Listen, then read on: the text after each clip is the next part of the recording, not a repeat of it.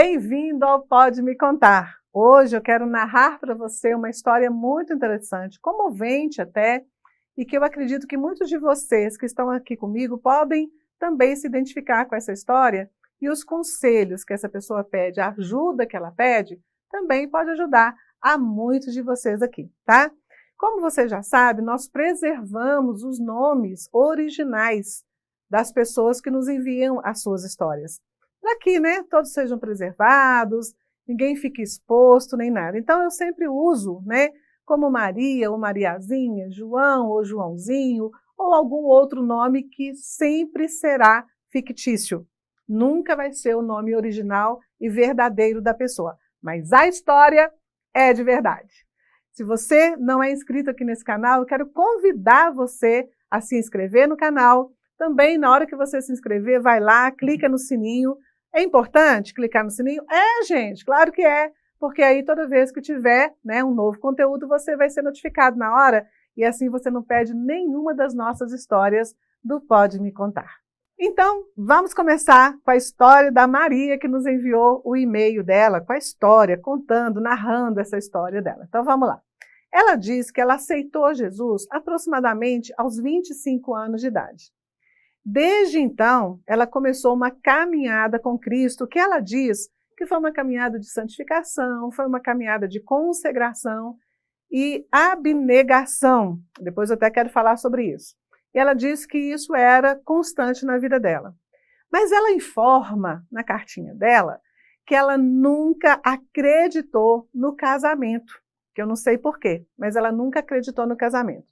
E aí ela conta então que ela se casou, ela veio a se casar, apesar dela não acreditar em casamento, ela veio a se casar aos 34 anos de idade. E desde o princípio desse casamento, ela percebeu que o marido dela não a amava.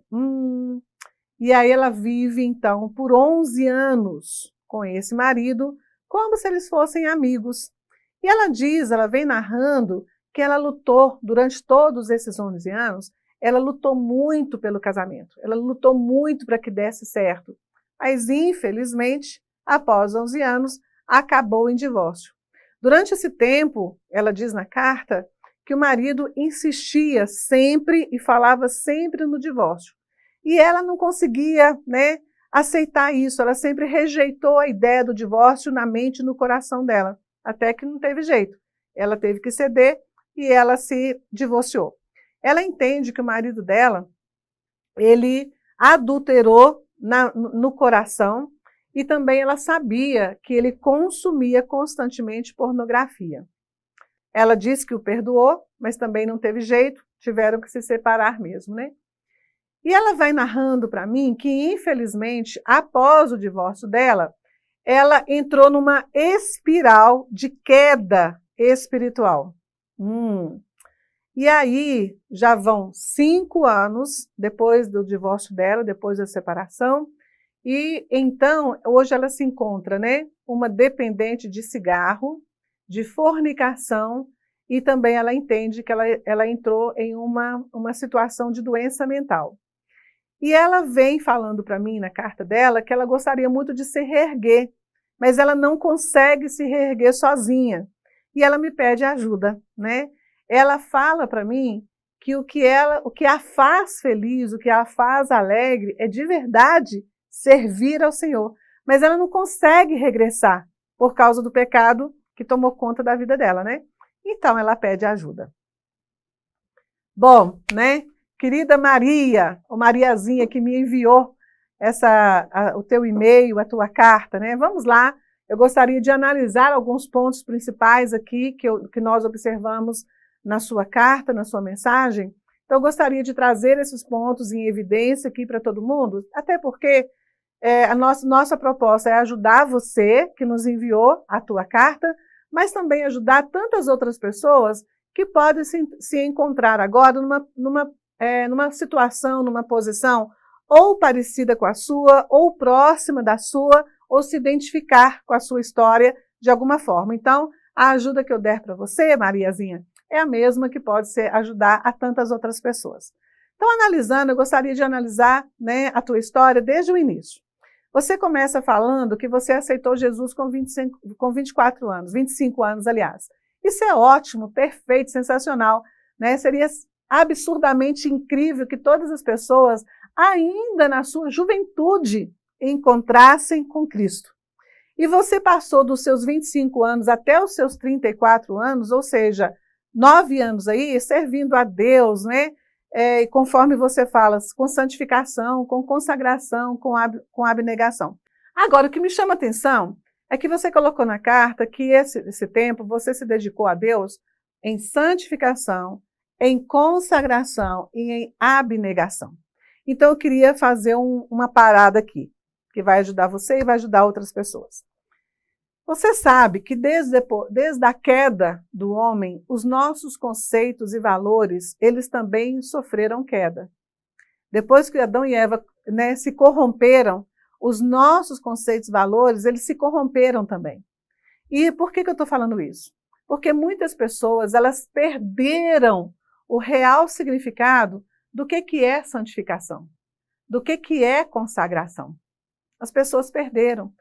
Elas entraram muito mais dentro de um processo religioso que cobra muito, né? Que cobra coisas que a própria Bíblia não cobra e embrulham isso, né, com um laço vermelho de fita maravilhoso com o nome de santificação ou com o nome de consagração. E muitas pessoas acabam se perdendo, né? Perdendo a alegria, perdendo o brilho, perdendo vontade, porque entraram dentro de um processo equivocado do que seria de verdade santificação e consagração. Não digo que esse possa ser o seu caso, mas eu acredito que é o caso de muita gente. Muitas pessoas vestem uma capa de santificação que não é a verdadeira santificação. Santificação, sabe o que é? É viver uma vida junto com Cristo, de erros, de falhas, de acertos e de arrependimentos. Isso é santificação. Outro ponto que me chamou a atenção é que você relata sobre abnegação. E você fez uma escolha muito certa, né? A renúncia de coisas que estão relacionadas ao mundo, que não pertencem a nós. Ó, legal, certo, perfeito. Mas você relata que você nunca acreditou no casamento. E aí me fez pensar, me fez analisar. Qual foi a sua história pregressa na sua vida, na sua infância, adolescência, juventude, que fez com que você não acreditasse no casamento? E aí eu falo para você e eu falo para muitas outras pessoas. Muitas famílias, né, ou muitas pessoas que vêm de lares desestruturados, vêm de lares desequilibrados ou com sérios problemas, geralmente têm a tendência realmente de não acreditar no casamento, né? E isso é uma coisa que precisa ser repensada, porque o casamento, segundo a palavra de Deus, ele é o plano de Deus para nós. Então, por que nós não acreditaríamos no casamento? Se ele é o plano de Deus para nós. O plano de Deus é família, vivermos em família, casarmos, termos nossos filhos, né? Educarmos os nossos filhos, ver os nossos filhos crescendo, né? Dar direção para os nossos filhos. Isso é tão lindo, isso é tão rico, porque isso é o espelho do que é o reino dos céus. Então, me fez pensar, o que será que você passou durante a sua história, né, de vida, que fez você desacreditar no casamento? Então, não, eu falo para todas as pessoas que estão aqui me ouvindo, casamento é plano de Deus, casamento está no objetivo de Deus para o ser humano. Você não tem que temer. O que você precisa é prestar atenção aos sinais, que é o que eu vou relatar aqui agora na continuidade da história da Mariazinha. Olha lá, olha o que ela fala. Ela casou, então, com 34 anos. Ou seja, ela não acreditava no casamento, mas casou a si mesmo. Ela não tratou dentro de si essa questão do casamento. Ela vem relatando que ela começou a estudar a Bíblia, né? E aí, quando ela começou a estudar a Bíblia, tudo mudou. Por que não mudou o conceito dela sobre casamento? Né? Se ela estudou a Bíblia, o conceito dela sobre casamento deveria ter mudado, né? Como ela não relata, ela não traz um relato muito profundo, na verdade, eu até não sei se o conceito dela sobre casamento mudou, mas eu entendo que não, né? Então, se você estuda a Bíblia, né, corretamente, o seu conceito de casamento é o melhor possível, porque ele é, né, o plano de Deus para nós. Enfim, ela casa aos 34 anos e ela diz que então a vida dela passa a ser um terror, gente. E ela diz também que desde o princípio o marido dela nunca a amou. Então a gente tem que parar aqui. A gente tem que parar aqui e fazer umas análises aqui também, umas reflexões aqui também. Ponto, ela não acreditava no casamento, ela casa com um rapaz que desde o princípio ela sabia que não gostava dela. Então, o que eu estava falando aqui agora há pouco é sobre os sinais. Nós precisamos perceber os sinais. Muito provavelmente esse rapaz deu sinais para ela de que não gostava dela. Então ela já vem com uma história assim, já de desacreditar em casamento, né? Apesar de estudar a Bíblia, não mudou o conceito. E ainda encontra um rapaz que desde logo ela percebeu que não gostava dele, então ela já tinha alguns indícios fortes. Ela já tinha indicações fortes de que poderia ser que esse casamento dela seria exatamente aquilo que ela imaginou, né? Um fracasso. E como que a Bíblia nos ensina a identificar os sinais? Vamos lá, vamos pegar texto bíblico para nos ajudar. Tiago, capítulo 3, versículo 11, vai dizer o seguinte: acaso pode a fonte jorrar do mesmo lugar o que é doce e o que é amargo? De jeito nenhum, né? Acaso, meus irmãos, pode a figueira produzir azeitonas ou a videira figos? Tampouco a fonte de água salgada pode dar água doce. Sabe o que está falando? Está falando de comportamento. Uma pessoa que fala uma coisa, mas comporta de uma maneira completamente diferente daquilo que ela fala, já é um grande sinal para você, já é um grande alerta para você. As ações das pessoas falam muito mais alto do que as palavras delas. Então, com certeza, né, a Bíblia nos dá toda a direção para que nós possamos medir e pesar isso aí, entender, né, esses sinais que são dados antes da gente tomar essas decisões tão importantes. Então, para você aí, que está me assistindo agora, ou me ouvindo também, de repente que você precisa tomar uma decisão séria, né, sobre alianças, sobre relacionamentos, preste bastante atenção nos sinais que essa pessoa te dá. Preste bastante atenção, porque, olha, eu vou dizer para vocês, eu estou com 55 anos hoje, mas o que eu já vi de pessoas tomando decisões erradas e decisões que eram laços para uma vida, né? Como um casamento, é um laço para uma vida. Tomando decisões erradas, mas às vezes a gente, com a experiência que a gente tem, com o conhecimento de Bíblia que a gente tem, a gente já estava vendo que os sinais dados por aquela determinada pessoa já eram sinais extremamente negativos. Então, para você, preste bastante atenção aos sinais que as pessoas te dão. Eles falam muito mais altos do que o que sai da boca delas. Preste atenção. Como a gente, né, não gosta de fazer nada que é achismo ou idealismo, né, eu sempre trago a palavra de Deus para orientar você, mas também, né, junto a ela, a minha própria experiência de vida, que eu acho que vale a pena a gente relatar aqui. Então, vamos lá, vamos continuar. Então, para você, né, a nossa Mariazinha da história, ele deu sinais para você. Bom, e ela me relata que ela ficou 11 anos casada, né, com esse marido, com esse Joãozinho. Só que duas coisas me fazem entender que ela ficou durante todo esse tempo casada, mesmo tendo todos esses sinais à vista delas, né? Primeiro ponto, ela não ter conhecimento bíblico suficiente para poder ter identificado todos esses sinais, né? E o segundo ponto é que ela poderia estar presa a uma prisão emocional, em que ela entendia que aquele lugar era um lugar de conforto para ela, era um lugar de aceitação para ela, né? E pensando nessas prisões emocionais, eu gostaria de falar com vocês aqui também sobre essa questão. Gente, quantas pessoas estão presas a relacionamentos que são destrutivos simplesmente por causa de prisão emocional? E a Bíblia, ela é sensacional porque Jesus nos amou. Lá em João, capítulo 1, vai falar, Jesus nos amou a tal ponto que ele deu a vida dele por nós. Então, nós não precisamos estar presos emocionalmente a ninguém, nem a nada, porque nós somos aceitos por Cristo. Nós somos aceitos por Deus, da maneira que nós somos. Às vezes nós somos mais tímidos, às vezes nós somos mais alegres, às vezes nós somos mais comunicativos, às vezes nós somos mais introspectivos, né? Deus nos ama como nós somos. Você é aceita por Deus do jeito que você é. Jesus te aceitou tanto do jeito que você é, que ele veio ao mundo, deu o seu sangue, derramou o seu sangue por você. Você não precisa estar preso emocionalmente com ninguém e nem a nada. Deu para entender? E mais uma coisa que vai libertar você da prisão emocional, está aqui, ó, Jeremias capítulo 17, versículo 9 e 10, que diz o seguinte: enganoso é o coração, mais do que todas as coisas, e desesperadamente corrupto. Quem o conhecerá? Eu, o Senhor, o esquadrinho o coração e provo os pensamentos, e isso para dar a cada um segundo o proceder, segundo o fruto das suas ações. A palavra de Deus, ela é sensacional e ela acalma o nosso coração mesmo, né? Ela é como uma espada de dois gumes que divide entre a alma e o espírito.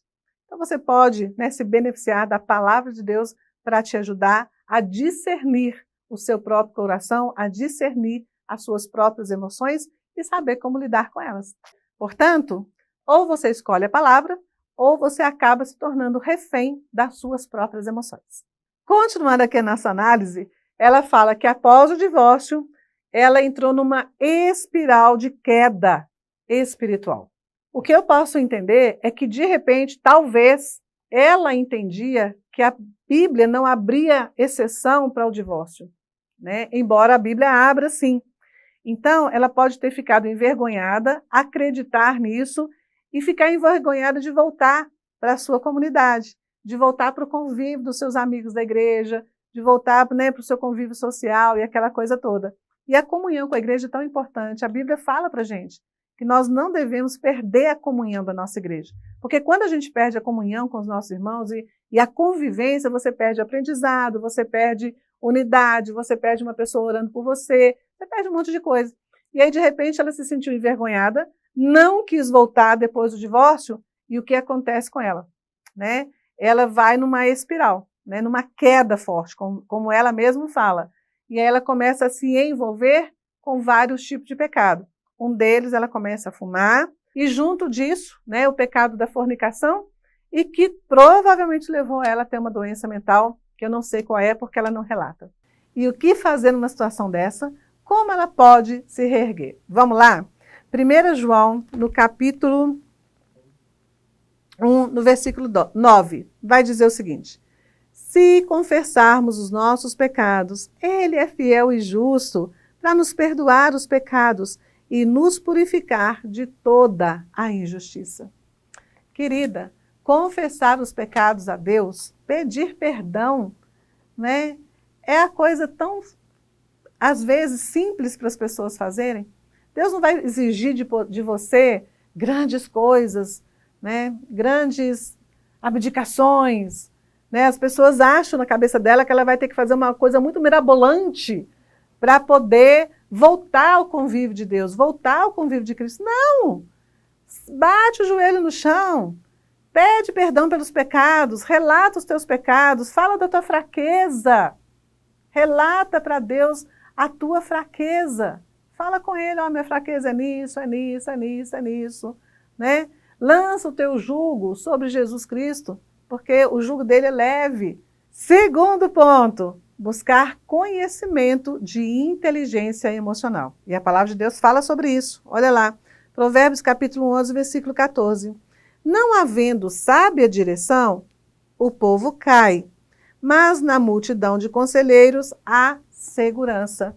É bom você caminhar com pessoas que estão, através da vida delas, que você pode ver claramente, através dos frutos da vida delas, que elas têm inteligência emocional e que podem te ajudar nisso aí. Ou até mesmo, muitas vezes, procurar mesmo, né, uma ajuda profissional. Tem tantos profissionais cristãos abençoados que nos ajudam, né, com as nossas emoções. Então, é uma boa ideia também. E a terceira dica que eu quero dar para você está dentro mesmo dessa ideia aqui da multidão de conselhos da segurança do Provérbios 11 que a gente acabou de falar.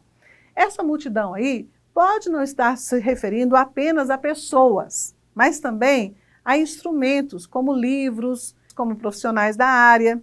Eu mesmo posso indicar para você aqui, né, uma ferramenta muito poderosa, através de um livro digital que nós lançamos há pouco tempo, chamado O Propósito da Mulher na Criação. Esse livro está incrível e tem ajudado muitas mulheres em posição como você está, trazendo dentro desse nosso livro, por exemplo, história de 12 mulheres bíblicas e dentro delas as ferramentas que elas usaram para vencer, né, para superar traumas, para superar dores e que você pode aplicar para a sua vida. Estou deixando para você aqui o link, não só aqui, né, na nossa tela, mas também na descrição do nosso vídeo. Eu deixo aqui agora, né, o meu shalom, um beijo muito grande para essa Maria que trouxe para mim essa história. Tenho certeza e espero, né, que você tenha sido abençoada.